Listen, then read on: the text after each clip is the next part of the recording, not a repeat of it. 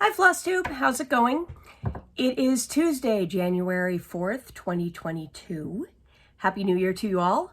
My name is Melissa and this is my channel, Geeky Witch, about all things cross-stitch in my life. Thanks for swinging by a little bit to see what I'm up to and starting this new year off.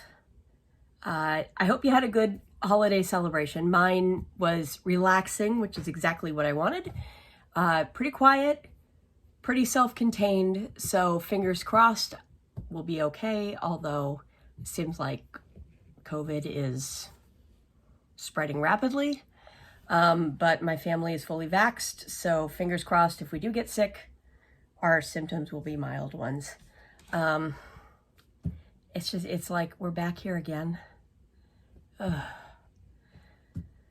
Yeah, anyway, thank goodness I have stitching to keep me somewhat sane. Somewhat. I'm never going to be totally sane. So, today I'm going to be showing you all of the ornament exchange information. So this video is going to be a little bit choppy. I'm going to fill in a couple of spots where I recorded my previous exchange information. There's 2 other videos that I recorded to put in here. And then after that, the final part will be me coming back as is to show you the final ornament that I got in an exchange and show you my New Year's start and some really rough beginnings of the year plans. Before I get to that though, I have a little bit of news for those of you who are participating in the WIPocalypse this year, especially those who access it through my blog, as it's been done since 2012. If you're on the Facebook group, you may already know this, but nothing's going to change for you guys over on the Facebook group. What is changing is the blog, because I know just enough about creating websites to get myself in trouble. And this past weekend, when I was doing some updates for both the WIPocalypse and just some blog stuff and some security certificate fixes, because things were getting screwed up and whatnot, they're still not fixed, I deleted my entire blog database. All 20 years of blogging down the drain in one fell swoop. Completely deleted everything. So, oops. The good news is that Eric and I were looking through some old hard drives that we had taken out of previous computers, because I told him, I know that I've got a backup from at some point. And, you know, whatever it is, it's better than nothing. I don't know what year. I can't remember. I think it's pretty recent. But, you know, I should be able to upload that and everything will be fine. Cool. All right. So we looked through these hard drives and I found it. I found it this morning. It's from 2018. So, you know, like 2 years lost. However, most of my blogging the last 2 years really has only been around the WIPocalypse check-ins, and guaranteed if I need to recover that information, I can probably Google my own website and find them and find the caches and stick it in there and cut and paste.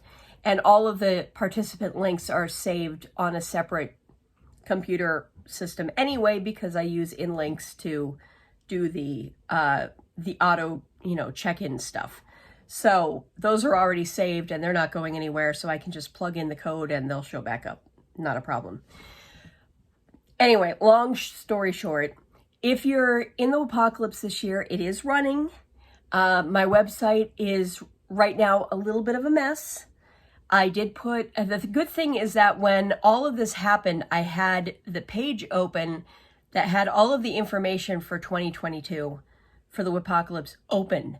So once I got, you know, a new template of a blog set up, I was just able to copy and paste the text, stick it in there, and it's up there.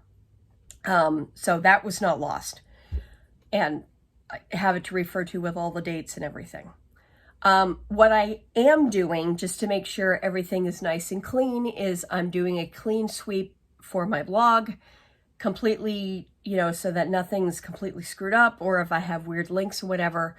I'm moving it from the subfolder of Misi blog that I've had for many, many years and putting it just at misi.net. So that / Misi blog is not going to be active anymore. There is a, hey, go over here linked there. So if you go on that website, there's a permanent thing that will stay there to redirect you to where everything is going to be going forward. So WIPocalypse is on misi.net. No subfolder busyness anymore. Fresh start, fresh year. Hopefully no more excitement. So with that said, I'm going to pause here so I can stick in those other videos, and then I will be back to show you the other stuff. So see you in a moment.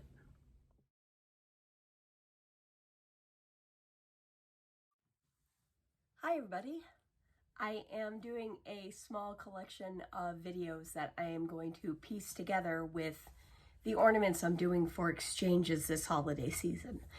And obviously, since I need to send them off to other places, I can't really do all of the before and afters at the same time. So I'm going to kind of just merge them all together once all of my exchanges are done, and you'll be able to get one episode of my FlossTube with everything all together. Today is my first of those exchanges, and this is for the Tudor Sampler Guild. I joined the guild earlier this year after seeing a video from Michelle Bendy Stitchy, where she was talking about a class that was going to be done through the guild in September. And the sampler really intrigued me, and I'll be showing that soon again because I've made a little more progress. I'm enjoying being in the guild. I was kind of surprised. It's a Texas-based guild, and obviously being in Rhode Island, I'm a little far away, but they've kind of made a good connection over the internet, and I'm hoping that, you know, this will be continuing for years to come. It may scale back down to a local guild at some point, and that's okay, but at least I've had the experience. So we're doing an exchange, a one-on-one exchange of ornaments this year. You know, Stitch an Ornament, do a surprise. We'll be opening them up during the next monthly guild meeting on December 7th. So today is November 23rd, and by dating this, I'm a couple days late getting this out, but things got a little crazy this month due to having a head cold. So this is my ornament for the exchange. My trim is being a little wonky here, but I'll scoot that in. This is from Blue Ribbon Designs, and it is from the 2018 issue of the Christmas ornament from Just Cross Stitch. I honestly don't remember what the name of the ornament is. Let me, because I'm so organized these days. Let's see. She has two in this issue, by the way. There's one with Reindeer, and then there's the one with the Cardinals. This one is called Caroling Cardinals. And I am doing it with the called for colors, which ironically I have from a class I took with Belinda from Blue Ribbon Designs back in 2010. I still have leftover floss. So since most of her holiday ornaments all keep the same color palette, I've just kept those floss colors together, and I'll just keep working through them. So this is on 40 count linen. It was a scrap I had. I don't know what the color is, but obviously it's a very light, almost maybe flax. That might be too dark of a color, but kind of in that range. I have it backed with just a fat quarter I picked up years ago at one of our local crafting shops, and I thought that the color just worked perfectly because it's the same colors as in the Cardinals. This trim is from Joann's. I used it last year on some ornaments as well, and then I made the twisted cord myself out of 2 colors of DMC. It is my first flat ornament. It's maybe a little wonky, but I'm really happy with how it turned out. And the trim does hide quite a few sins. So that's that. And that will be going to my partner in Texas later today. So that is issue number 1 of this ornament thing, and I will see you in another one in just a moment when I tie these two together. Bye. Hi everybody, how's it going? This is part 2 of my ornament mini series that I'll be linking all together. And today I'm going to show you what I received from the Tudor Rose Sampler Guild Exchange from my partner. I'm going to show you what I'm doing for my local exchange for the Stitching Sisters of New England, which we're unboxing that this coming Thursday. So I don't have my exchange piece opened yet, so I can't show you that yet because I'd be cheating. Although it is physically in this room with me, I just can't peek yet. So I have that to show you. And I figured while I was at it, I might as well show you a couple of the other ornaments that I have on my tree that I've stitched. I realized as I was looking through my tree that most of the things I've stitched have been for exchanges or gifts, so I don't really have that many ornaments that I personally stitched. I do have quite a few that are on my tree from said exchanges. I have a cat right in front of me right now. Hi, Tobe.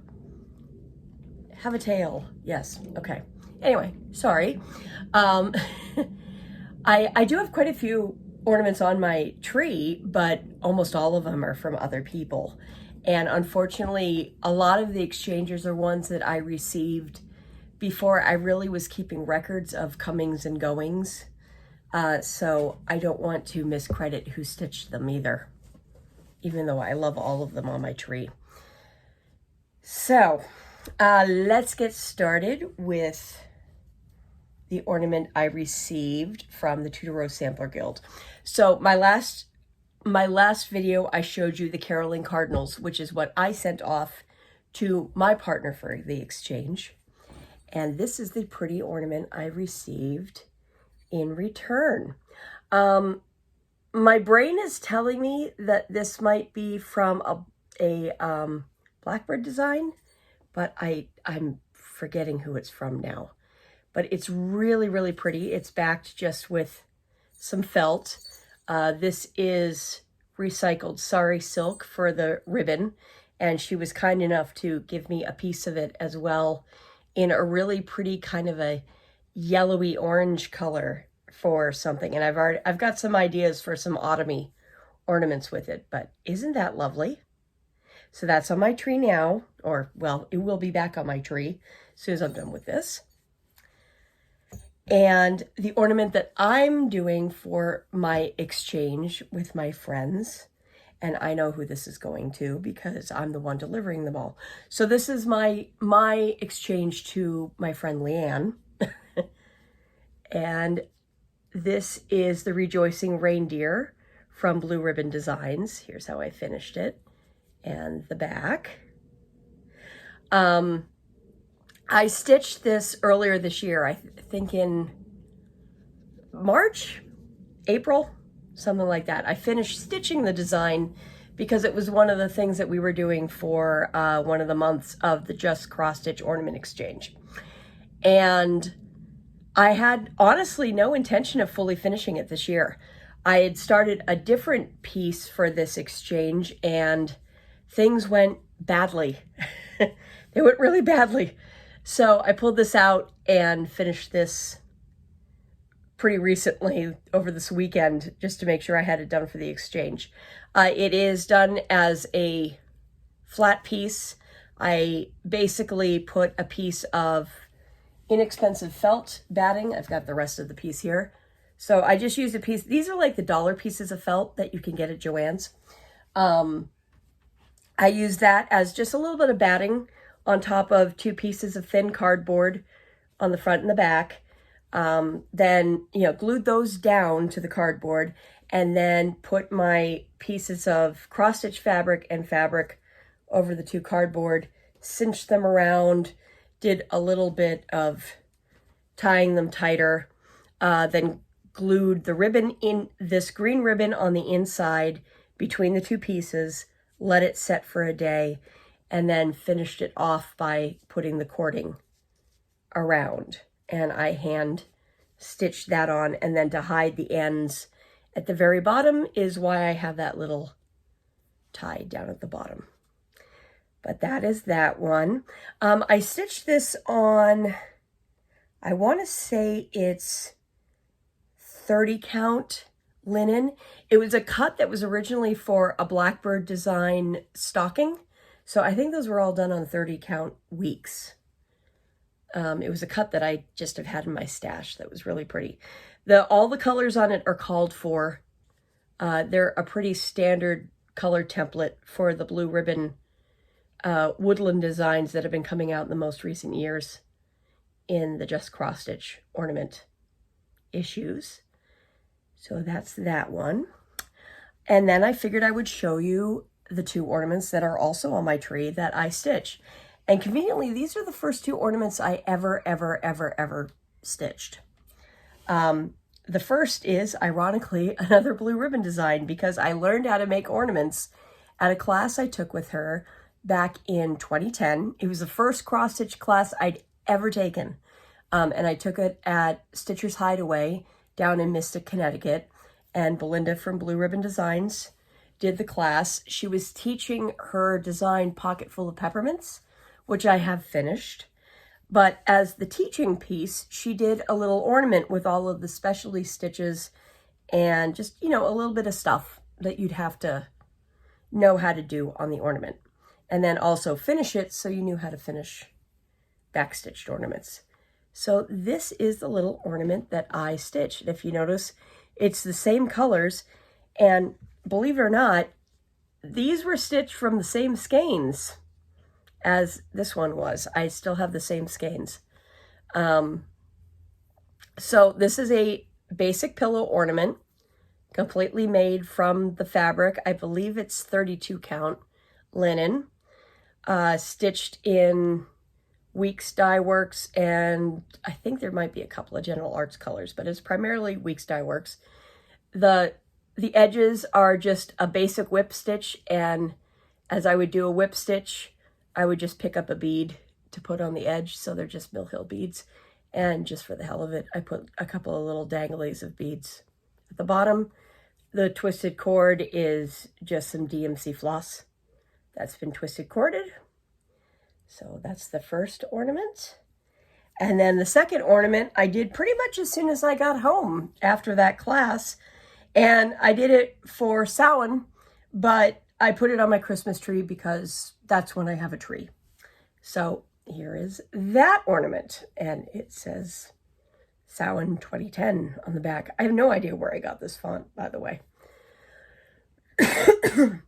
But this is done entirely in DMC with Mill Hill beads. Same technique, just whip stitched through a back stitch that was outlining the entire stitch piece. I'm 99% sure that this fabric is an older silk weaver, but I can't remember what. This was a ornament that was designed out of the Ink Circles piece that eventually became Masquerade. This is the very center of the piece. And twisted cord, again, is just DMC. There's a little bit of tufting on the corner here because I was learning how to do these. But those are your basic pillow ornaments, and both from 2010, and they both hang on my Christmas tree every year, even though this is a Halloween one. Eventually, I'll have enough Halloween pieces that I might do a Halloween tree. But this has been up there so long on my Christmas tree now that I just kind of, it'll probably always be there. So that's what I have to show you for now. More to come. See you later. Bye. And we're back. Hello. So you saw the ornaments that I did for the Tudor Rose Sampler Guild. I showed you the one that I sent down to my partner Cindy, the one that I got back, and then the ornament that I sent to my partner Leanne, who is in my local stitching group. And here is the ornament that I got in exchange from my friend Eileen. Isn't this cute? I forgot to ask her where this one comes from, but I absolutely love it. I love the colors in it. She finished it as a pillow. The back is striped linen. I think it's just straight linen. It looks like straight linen. But yes, very cute colors. I love overdyed red floss. I love the depth that it has. I don't know why. It's just like one of my favorite variegated colors. And I'm not a red person. But when it's variegated like this, I absolutely love it. So thank you, Eileen. And obviously we're going to be wrapping up the Christmas tree on the 6th because that's the Epiphany. Me, the pagan, who still goes by the 12 days of Christmas because it's family tradition. So this probably will not make it, well, I'll put it up on the tree for a couple of days, but then it will go safely into storage until next year. So those are my exchanges. I participated in Pam and Steph's absolutely insane New Year's Eve 12 by 12 stitch along that Pam hosted on Instagram, where you started 12 starts on the last one for every hour for the last 12 hours, counting down until New Year's. I didn't get full hours in because we were off doing errands, so I didn't start stitching till like 2:30. So I kind of had to adapt the stitch along a little bit, and my rule was I needed to get one length of thread done on each piece. It's like a really pathetic start, but I did get all 12 started, and believe me, by the end of 12, I was like itching because I can't recall when I've ever started that many projects in rapid succession, let alone in a day. And then just to be, extra insane, I still did my traditional New Year's Day start. So I have a baker's dozen starts in the last week. I'm nuts. I'm absolutely nuts. So I have 13 new starts on my plate. If you want to see those are my previous video, all of the New Year's Eve plans. I did touch all of them. No, the ones I thought I might get done quickly aren't done, but that's okay. Like I said, I only got a strand in, but some of them are very small, so they'll get finished pretty quickly. I'm planning on picking up at least one of them this coming weekend and probably wrapping it up.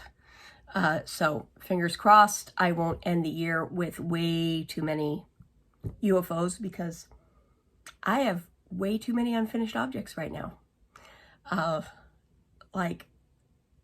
Yeah.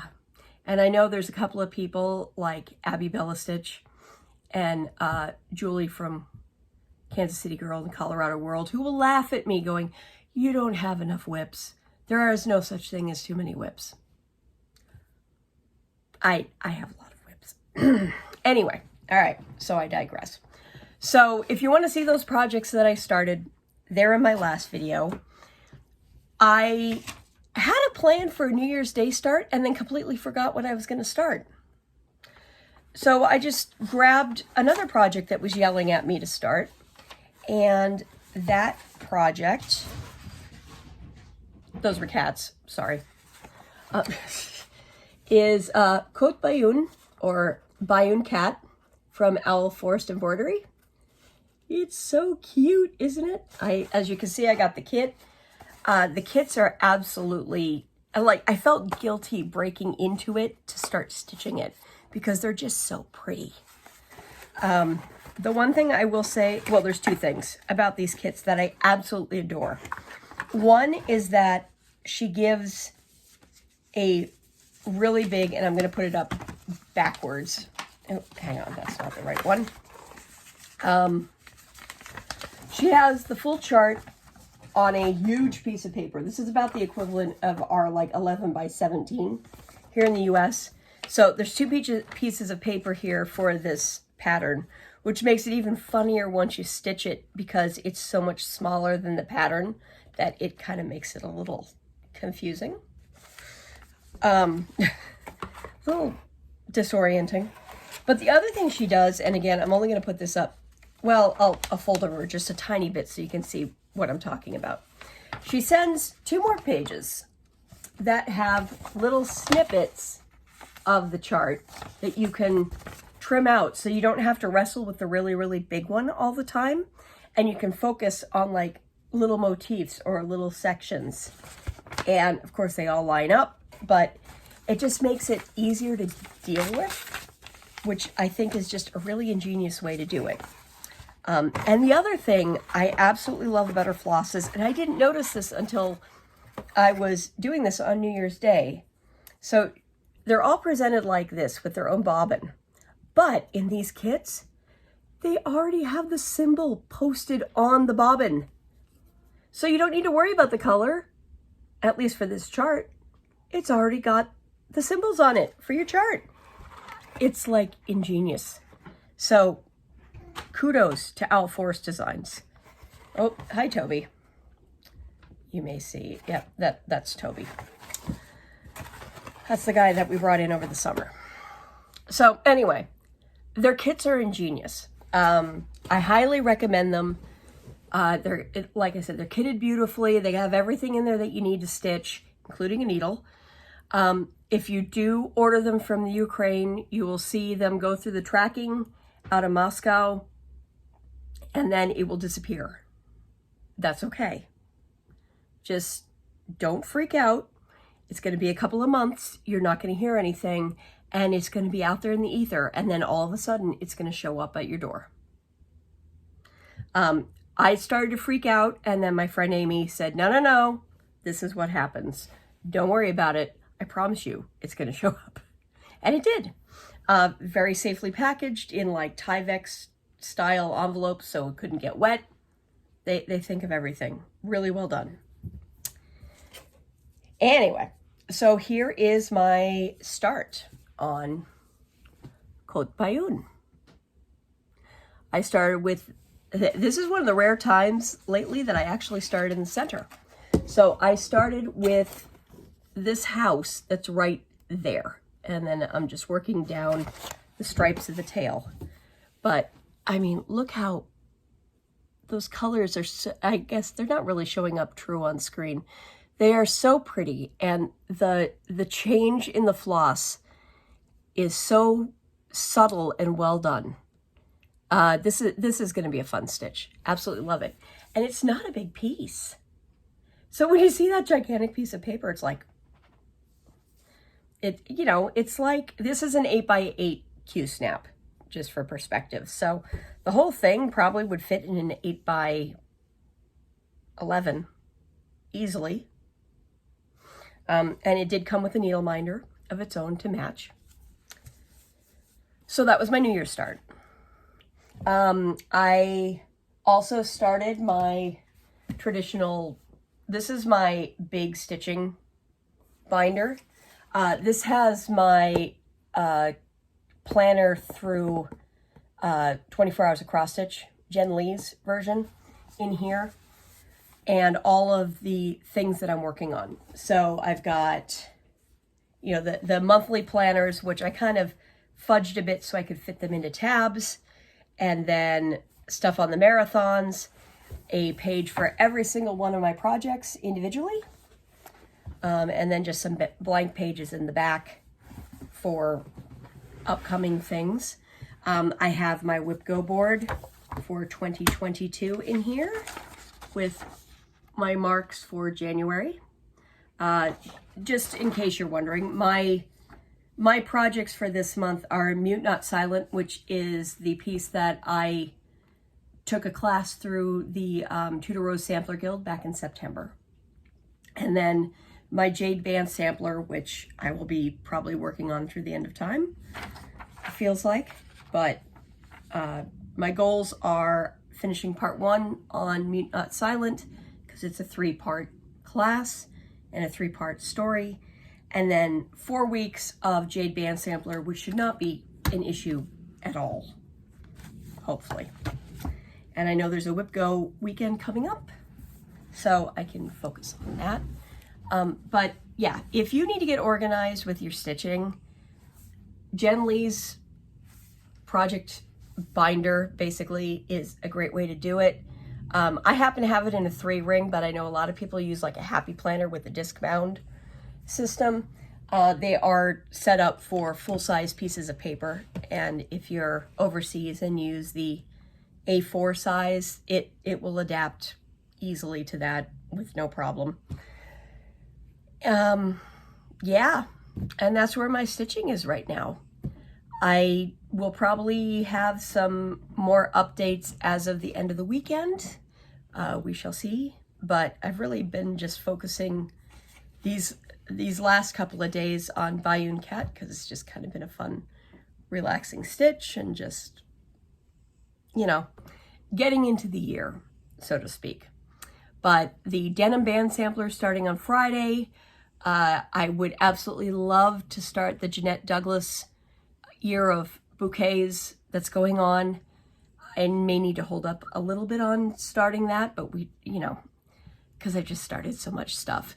I've got finishes to do soon. I've got Witch's Wheel to bead. I'd like to have that done within the next month or so. Lots of big plans. Lots of big plans. And it's a new year. So right now, all the plans seem completely doable. By June, I will be wondering what I was thinking. As we all do. So, with that, I will say goodbye for now because my lunch break is over and I've got to get back to work. Take care, everybody. Stay safe. Have a wonderful time stitching, and I will see you again soon. Bye.